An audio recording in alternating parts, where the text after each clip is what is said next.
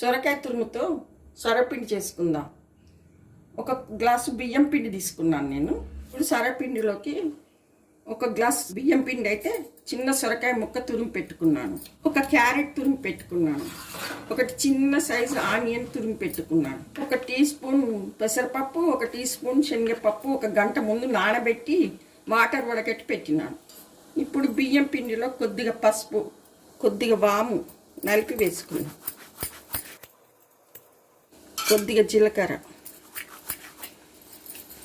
కొద్దిగా అల్లం వెల్లుల్లి పేస్ట్, నానబెట్టి వడగట్టి పెట్టుకున్న పెసరపప్పు శనగపప్పు ఒక టీ స్పూన్. ఇప్పుడు ఇందులో ఆనియన్ తురుము, క్యారెట్ తురుము,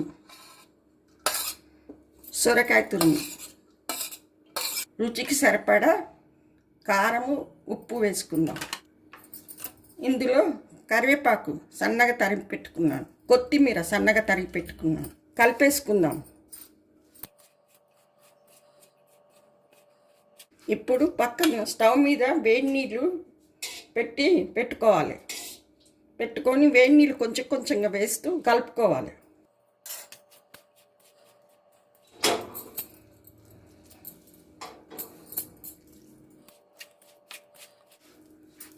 ఇప్పుడు కాసేపు ఇది చల్లార పెట్టుకుందాం. వేడి నీళ్ళు పోసినాం కదా, వేడిగా ఉంటుంది, అందుకే చల్లార పెట్టుకుందాం. ఇప్పుడు పిండి చల్లారిపోయింది, ఒకసారి చేతితో తడుపుకుందాము.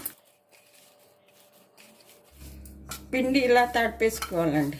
పిండి ఎంత బాగా కలుపుకుంటే సర్వపిండి అలా బాగా వస్తుంది. హాట్ వాటర్ ఎక్కువ పట్టలేదండి, హాఫ్ కప్పే పట్టినాయి. సొరకాయ తురుము, ఆనియన్ తురుము అన్నీ వేస్తాం కదా, వాటర్ ఎక్కువ పట్టదు, చూసి వేసుకోవాలి.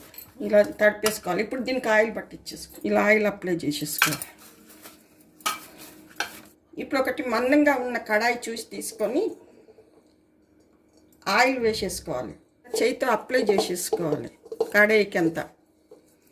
ఇలా పిండి ముద్దను తీసేసుకొని ఇలా రౌండ్ షేప్ చేసేసుకోవాలి.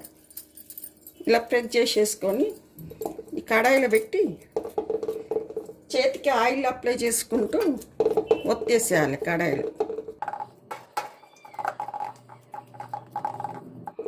ఇలా మధ్యలో హోల్స్ చేసేసుకొని ఆయిల్ వేసేసుకుంటే లోపల మంచిగా కాలుతుంది సర్వపిండి. ఇప్పుడు వీటి మీదకి వెళ్ళి మళ్ళీ ఆయిల్ వేసేసుకోవాలి. ఇప్పుడు స్టవ్ వెలిగించి లో ఫ్లేమ్లో ఒక 2 నిమిషాలు కాల్చుకోవాలి. కాలుస్తే అడుగున మంచిగా మాడకుండా కాలుతుంది.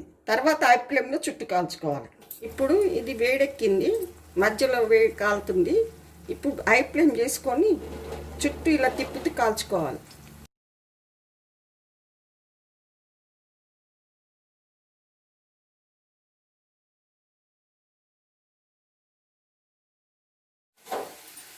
సర్వప్ప రెడీ అయింది. ఇది ప్లేట్లోకి తీసుకుంటున్నాము. బియ్యం పిండితో సర్వప్ప రెడీ అయింది అండ్ అడుగున కూడా మాడకుండా బాగా వచ్చేసి. చిన్న బర్నర్లు అయితే హై ఫ్లేమ్లో పెట్టుకోవాలి, పెద్ద బర్నర్లు అయితే మీడియం ఫ్లేమ్లో పెట్టుకొని కాల్చుకోవాలి. పెరుగుతో తింటే బాగుంటుంది.